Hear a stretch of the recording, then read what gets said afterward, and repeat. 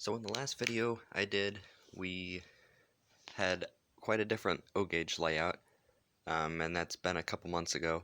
So the layout's been changed up a little bit, but in this video I'm going to be showing you all the things that I got at the antique store last time, starting with the O-gauge stuff. So the first one is this. It's an old Lionel, early 1950s, number 2037-264 steam engine with a tender and everything. So when we got this thing, it didn't run at all. It would just short the controller, and what I had to end up doing was the E unit on it had a broken piece that was making it short, so I had to do a lot of troubleshooting until I figured that out. So it runs pretty good now. It still probably needs a little bit of oil, but I've oiled it and everything. It just probably needs to run in a little bit, but that one's a nice one. And then there's the Rock Island. I think that's either an F3 maybe, but that one's also a Lionel and about the same era, 1940s or 50s, and it also runs good. Just no horn or anything on either of these, just the reverse unit and the motor, and they both have lights, so I'll run those real quick. So I've got the steam engine on there, and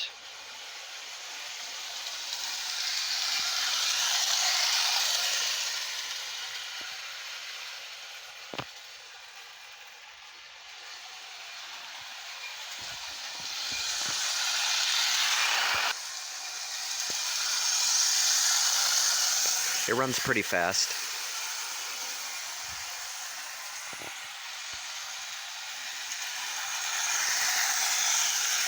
But it runs good. It's pretty quiet for what it is, one of the older engines. I'll turn it off and then we'll get the diesel running around.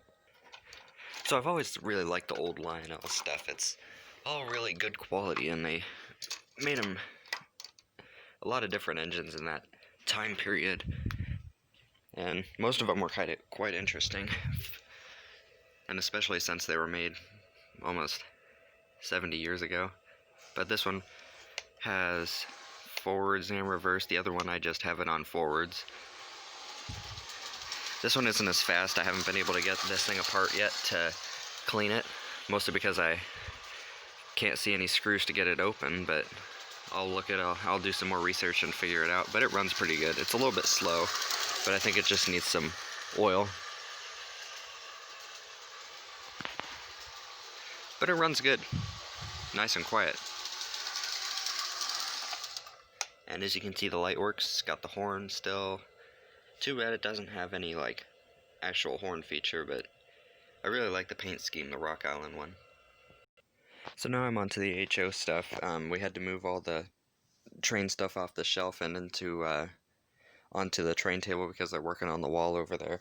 But the next thing that we got was this. It's an old lifelike log loader. So what you do is there's a little lever there. The logs go up here, and then you press this thing. There's a little hole with a thing that kind of makes the logs pop up and go over the little hump in the thing there. And it did come with a freight car. This one we had to put a weight in, and this one that I got a little while back, it works a little better with this thing, so I'm just using the one that we got a little while ago instead of the original one. And it doesn't work most of the time, but it's really cool. And then there's a feature to tip the log car. So there's a little lever there, and it activates a little lever inside the building, and it pushes the freight car over, and then it dumps the logs into the water, and there's a little thing there if you wanted to move the logs out. But it's nice and detailed and everything. It came in the original box. It's got all the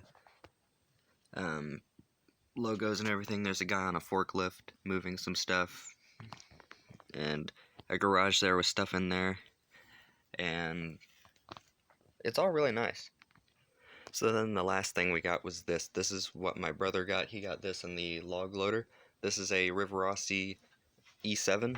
I didn't even know that they made an E7, but the main reason we got it was It was just in a booth that usually doesn't have train stuff. I've gotten one train from there before, but that was about a year or two ago, and we weren't expecting them to have anything.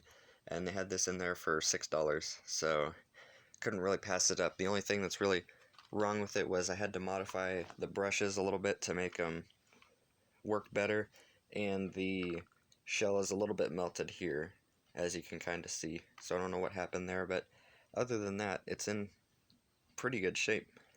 Got the coupler still, except at least the back one it does, but it didn't run when we got it, so we had to work on it a little bit. If I can get it on the track. There we go. And I've got our new controller here, the big PowerMaster 1000. It works a lot better than the other ones, but it runs pretty good.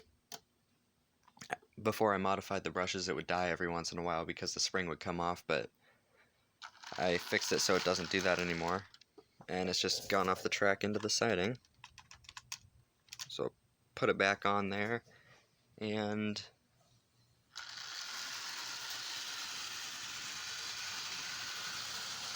just like all Rivarossi engines, it's really fast.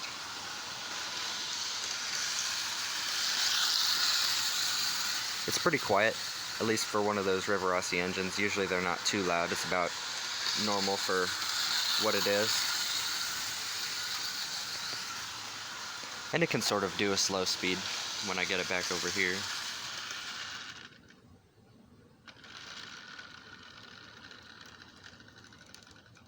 That's about as slow as it'll go. Oh, it's died. But that's about it for the antique store haul, pretty much. So if we can get this channel to 500 subscribers, and sometime soon I'll do a video on showing all the HO engines, or maybe all of the engines in general, because we just got to about 100 HO engines, so it's very special. And if we can get to 500 subscribers, it'll be really good. So thanks for watching, and I'll see you next time.